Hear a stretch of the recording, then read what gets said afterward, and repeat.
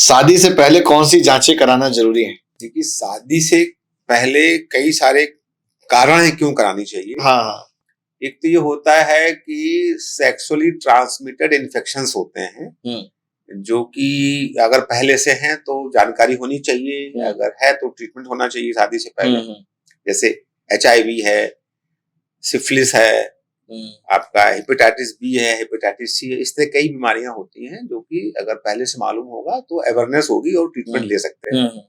इसके साथ में कुछ चीजें ऐसी होती हैं जो कि बच्चों में ट्रांसमिट हो सकती है बीमारी, जैसे फॉर एग्जांपल थैलेसीमिया है। तो कई बीमारियां क्या होती हैं, जेनेटिक्स में पढ़ाया जाता है कि आप एक कैरियर स्टेज होती है, एक होता है बीमारी की स्टेज। तो कोई जेनेटिक बीमारी होती है दिख जाती है, लगता है ये बीमार है, इस चीज के बचाव कर लेता है।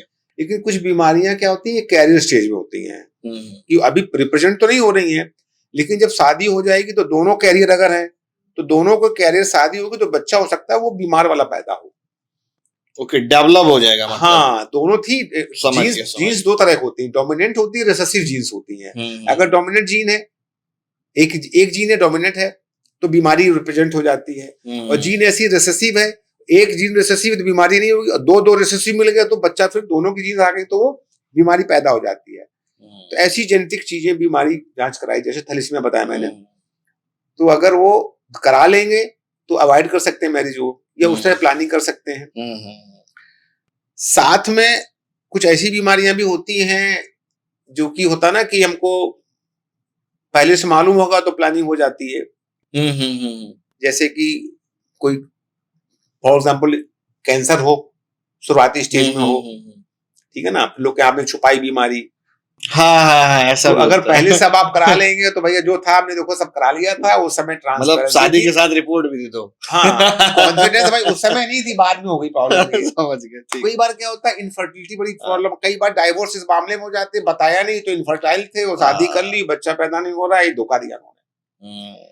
इनफर्टिलिटी के लिए भी कुछ ऐसी चीज ना हो, सेक्सुअली पोटेंट हो, तो इस तरह की चीजें पहले से करा लेंगे तो जो डाइवोर्स की प्रॉब्लम है या फैमिली में छोटी छोटी जो चीजें हैं वो सब खत्म हो जाती है। इसलिए अगर प्रॉपर जांच कराएंगे तो चीजें मालूम हो जाएगी, करानी चाहिए, डिटेक्ट ही नहीं होगा। हाँ, मालूम ही नहीं पड़ेगा। प्रेगनेंसी से पहले कौन कौन से जांच करानी चाहिए? क्योंकि प्रेगनेंसी से पहले बहुत जरूरी है कि हम प्रिपेयर्ड हैं कि नहीं है। हाँ, मतलब हमारी बॉडी, खासकर मेल फीमेल दोनों की बॉडी प्रिपेयर्ड है कि नहीं है, खासकर फीमेल इंपॉर्टेंट है क्योंकि सारा प्रेगनेंसी इंसेप्शन उन्हीं में होता है। तो आजकल एक और प्रॉब्लम आ गई है कि लेट मैरिज होने लगी है। पहले क्या होता था, 17-18 साल में शादियां हो जाती थी और उनके बच्चे भी जल्दी हो जाते थे, तो बॉडी बड़ी स्ट्रांग होती थी, ना, जिसे कहते हैं आजकल क्रिकेट खेलने के लिए जितना यंग होगा तो बॉडी सक्षम होती, धीमे धीमे होती तो शरीर ढलने लगता है। ऐसे ही बॉडी बच्चे पैदा करने के लिए, प्रेगनेंसी के लिए भी जितना अर्ली करेंगे उतना बॉडी ज्यादा प्रिपेयर्ड होती है। तो लेट मैरिज की वजह से कुछ कॉम्प्लिकेशंस होते हैं, तो पहले तो मैं सलाह दूंगा कि समय पे मैरिज होनी चाहिए, समय पे बच्चे पैदा होने चाहिए। और लोग कहते नहीं अभी एस्टैब्लिश हो रहे हैं, उस चक्कर में शादी लेट होती है, फिर बच्चे भी पैदा नहीं करते हैं। तो अपने लिए साथ जरूरी कि बच्चों की जो प्रोजनी भी हमारे, एक जिम्मेदारी हमारी ये भी बच्चे हमारे स्वस्थ पैदा हों। उसके लिए जैसे हमारा हीमोग्लोबिन है, अगर हमारा एनीमिक है तो फिर बच्चा भी डेवलपमेंट अच्छा नहीं होगा। ये आप भी बहुत कमजोरी फील करेंगे, आप प्रोटीन शरीर में कितनी है कि नहीं है।